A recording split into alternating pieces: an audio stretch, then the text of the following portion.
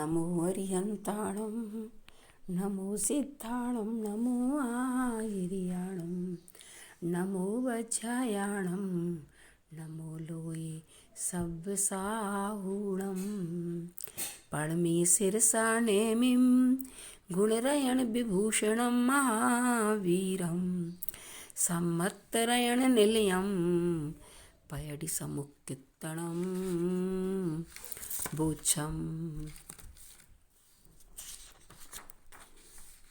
कल अपन लोगों ने कर्म के भेद प्रभेदों को जाना था और क्रमशः 8 कर्मों का क्रम भी जाना था। इसके बाद घातिया अघातिया कर्मों को पहचाना और घातिया कर्म जो जीव के गुणों को या अनुजीवी गुणों का घात करते हैं उन्हें घातिया कर्म कहते हैं। अब आचार्य भगवंत कह रहे हैं कि जीव के उन गुणों को कहो जिनको वे कर्म घातते हैं। उन गुणों की बात आचार्य भगवंत स्वयं अपनी गाथा छंद में कह रहे थे। केवल नाणम दंसण मणंत वीरियम च खय्य सम्मम च खय्य गुणे मदियादि खगोब समीय घादीदू। पुनः उच्चारण करेंगे। केवल नाणम दंसण मणंत वीरियम च खय्य सम्मम च खय्य गुणे मदियादि खगोब समीय घादीदू। देखो, केवल नाणम तो केवल ज्ञान हो गया और केवल शब्द दूसरे के सामने ये आदि दीपक है तो केवल नाण और केवल दर्शन। ठीक है। अनंत वीर्यम अनंत वीर्य और छायक सम्मम छायक सम्यक्त और चा शब्द आया ना उस चकार से छायक चारित्र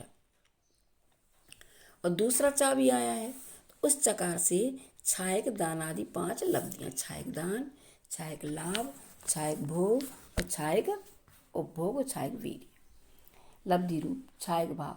अब खय्य गुण ये छायक गुण हो गए। अब मदि आदि खौब समी मति आदि मति ज्ञान श्रुत ज्ञान अवधि ज्ञान मन अप्रय ज्ञान ज्ञान आदि रूप छायोपशमिक भाव है।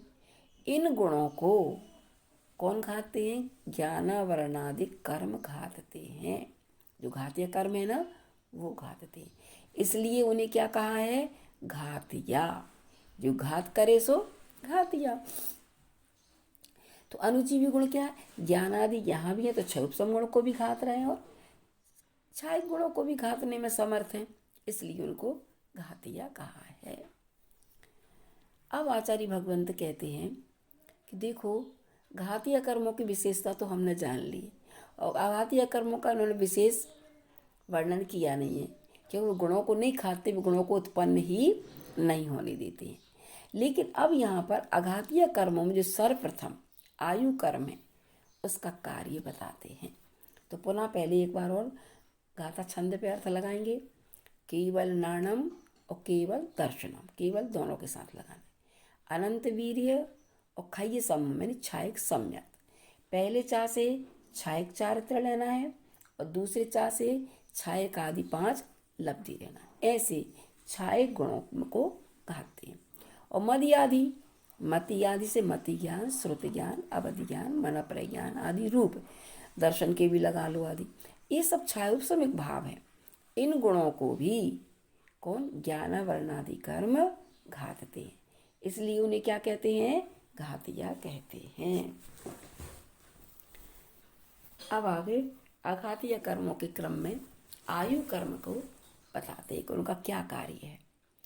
कम्म कै मोह बड्डिय संसारम में अनादि जुत्तम में जीवस्य अवठाणम करेदि आऊ हलिब नरम। कम्म कै मोह बड्डिय संसारम में अनादि जुत्तम में जीवस्य अवठाणम करेदि आऊ हलिब नरम। अब आचार्य भगवंत कहते हैं कम्म कै कर्म कृत यानी कर्म के उदय से उत्पन्न हुए मोह बढ़िए, उत्पन्न हुए मोह से वृद्धि को प्राप्त हो रहा है। क्या प्राप्त हो रहा है? संसारम्य।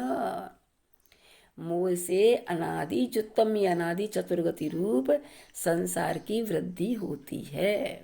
कितनी अच्छी बात कही। कर्म कह कर्म कृत, यानी कर्म के उदय से उत्पन्न हुए जो मोह है उसके माध्यम से क्या है? बढ़ता है। क्या बढ़ता है? अनादि जो तम्मी संसारम्मी, अनादि से युक्त चतुर्गति रूप संसार की वृद्धि होती है। ऐसे संसार की 4 गतियों में जो जीव का अवस्थान है, जीवस्य अवस्थान, उन चारों गतियों में या 84 लाख योनियों में जो जीव का अवस्थान कराने वाला कौन है? करेदी आउम, आयु करता है। हर योनि में रोके रखने वाला कौन है? आयु कर्म है। जैसे उनने बताया हलिब नरम, हली के समान। हली का मतलब काठ का खोड़ा मनुष्य को रोक रखता है, उसमें पैर फंस जाए तो फिर निकलता नहीं है। ऐसे ही जब तक आयु कर्म रहेगा तब तक तुम दूसरी गति या दूसरी पर्याय में नहीं जा सकते हो। आयु कर्म की जब तक हमारा मनुष्य आयु कर्म है तब तक हम मनुष्य गति में रहेंगे। और जैसे ही मनुष्य आयु कर्म खत्म हुआ कि तुमने जैसे परिणाम किए होंगे, जो आयु का बंध किया होगा, उसके अनुसार तुम्हें उस गति में जाना पड़ेगा। ठीक है। तो यहाँ आयु को किसकी उस उपमा दी? खोड़े की। काठ का लकड़ी का रहता है, उसमें पैर फंस जाए तो फिर व्यक्ति उसमें से निकल नहीं पाता। देह ठिदी अन्नहा लुब्बत्ती दो, देह की स्थिति अन्यथा हो ही नहीं सकती। इस शरीर की स्थिति यदि है तो किससे है? आयु कर्म से। इस अन्यथा अनुपत्ति से आयु कर्म का अस्तित्व जान लेना चाहिए। ये धवला पुस्तक में आया है। देह ठिदी अन्नानुपत्ति दो, अन्यथानुपत्ति। अन्यथानुपत्ति कहते जिसके होने पर होना और नहीं होने पर नहीं होना। यानी कि जहाँ जहाँ आयु कर्म है वहाँ वहाँ देह की स्थिति नियम से है, और जहाँ देह की स्थिति है वहाँ पर आयु कर्म नियम से है। ये अन्यथानुपत्ति है, उसके बिना बन ही नहीं सकता। तो ये आयु कर्म का अस्तित्व जान लेना चाहिए। आया समझ में? तो अपन ने समझ लिया कि आयु कर्म क्या करवाता है? जीव को उस योनि में, उस गति में, उस पर्याय में रोके रखता है। जो भी पर्याय उसने पाई है उस पर्याय में रहेगा। हाँ देखो, कुछ पर्याय ऐसी हैं जहाँ पर अकाल मरण हो सकता है, कुछ पर्याय ऐसी हैं जहाँ पर अकाल मरण नहीं होता।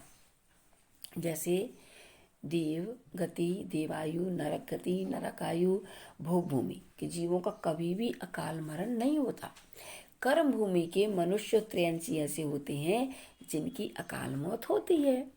ठीक है। तो इस प्रकार से देह की उसमें जैसी देह समाप्त हुई, आयु समाप्त हो जाती, पुनः दूसरी गति में जाना पड़ता है।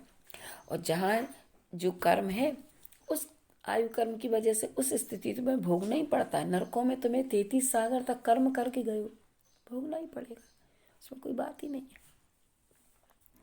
तो चारों गतियों में जीव अपने परिणाम से ही आयु का बंध करता है और उस आयु के अनुसार ही उसकी गति होती है। जीव का अवस्थान कराने वाला आयु है। अब आगे आचार्य भगवंत नाम कर्म का कार्य बताते हैं।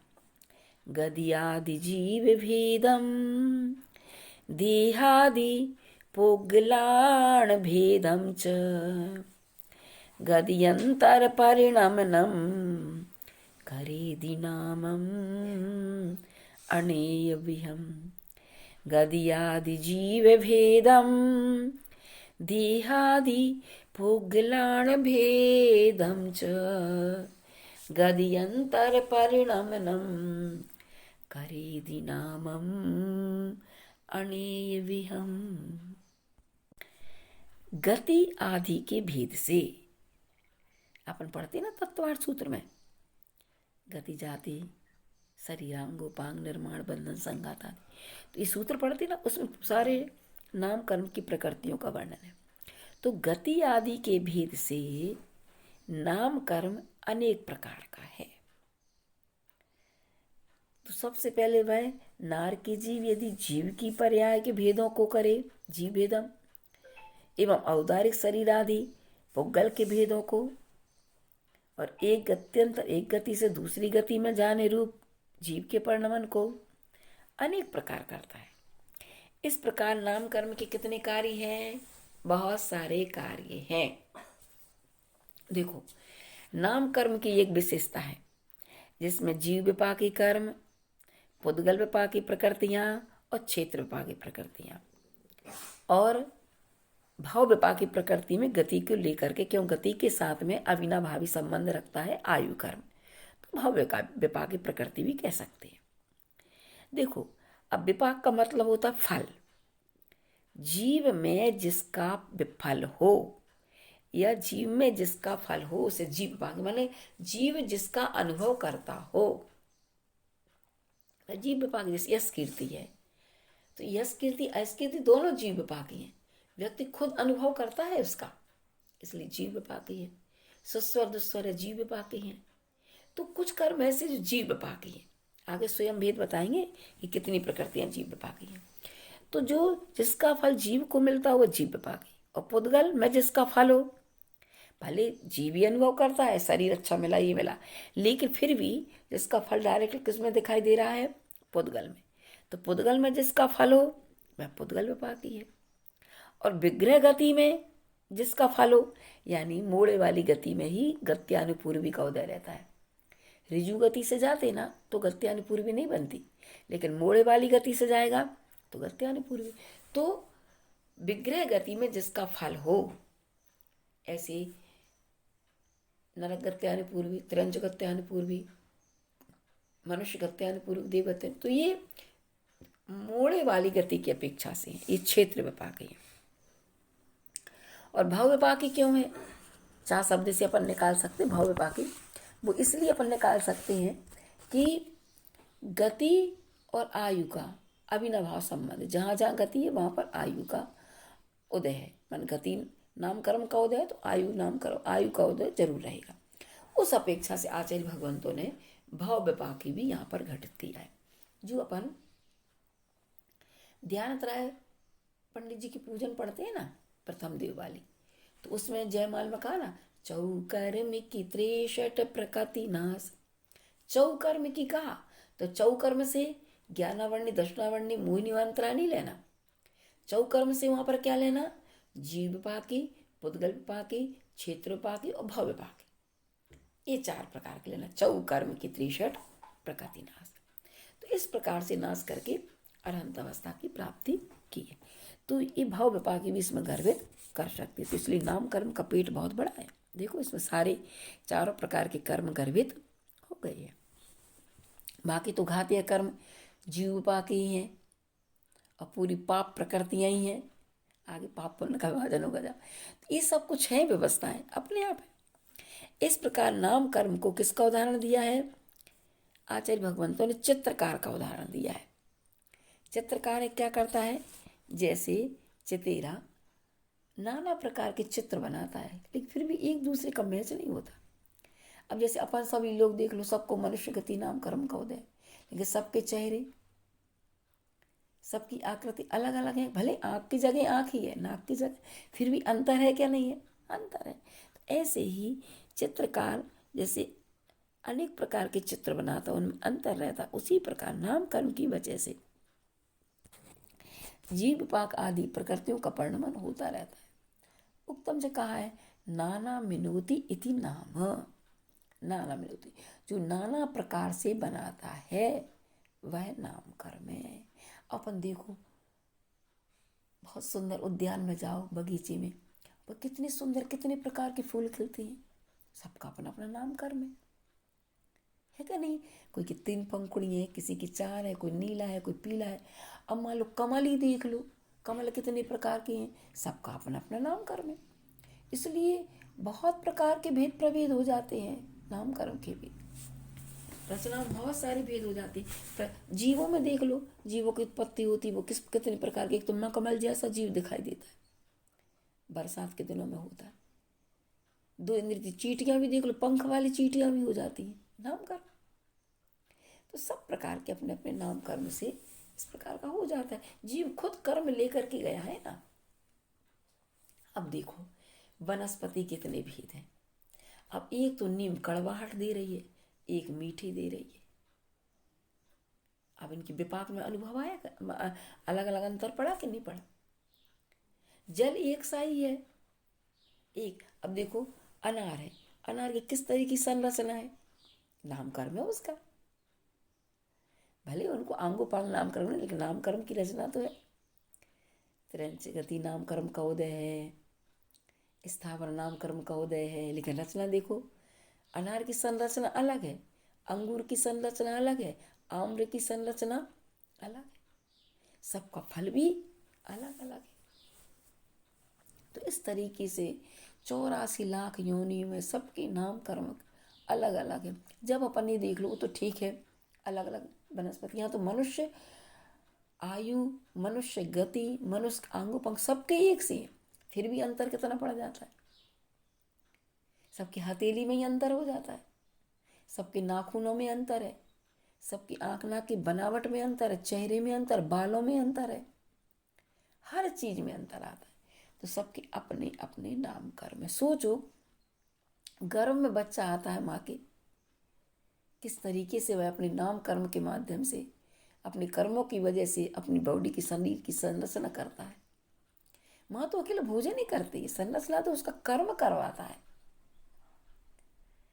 जो कर्म लेकर के वैसी संरचना होगी, तुम्हारी वजह से संरचना नहीं होगी। भले बाहर निकलने के बाद तुम कुछ भी करवा सकते हो, क्योंकि बॉडी में अंग उपंग बदलवा सकते हो, लेकिन गर्भ में तो जो है जैसा बच्चा वो कर रहा है विकास अपना। ये सब नामकर्म की संरचना समझ लेना चाहिए। ठीक है, पुनः एक बार अर्थ लगाते हैं।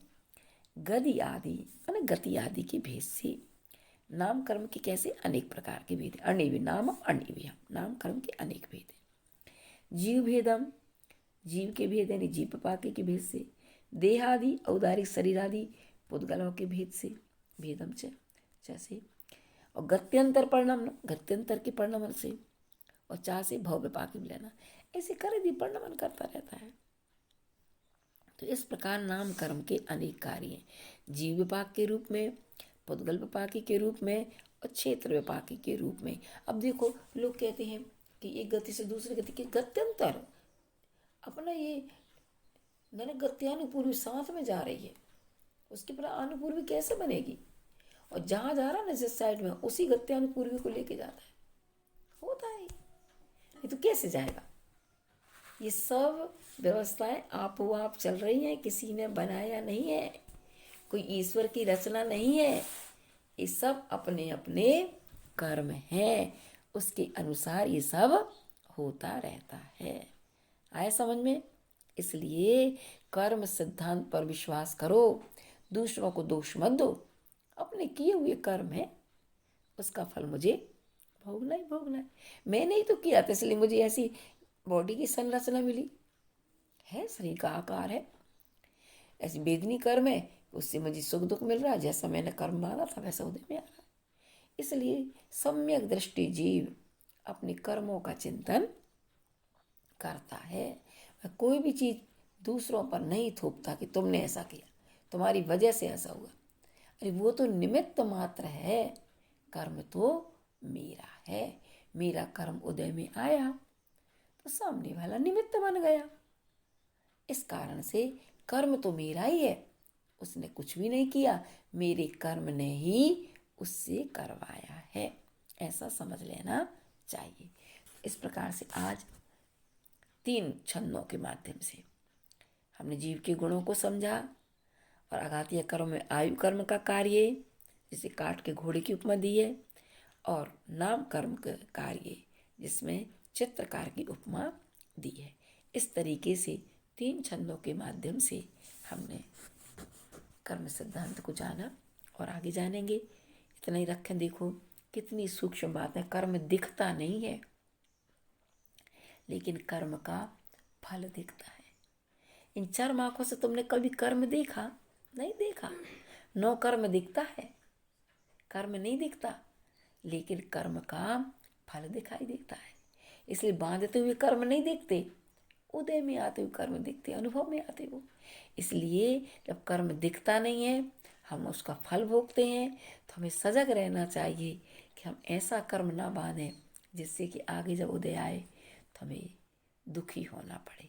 ठीक है, इतनी रखेंगे।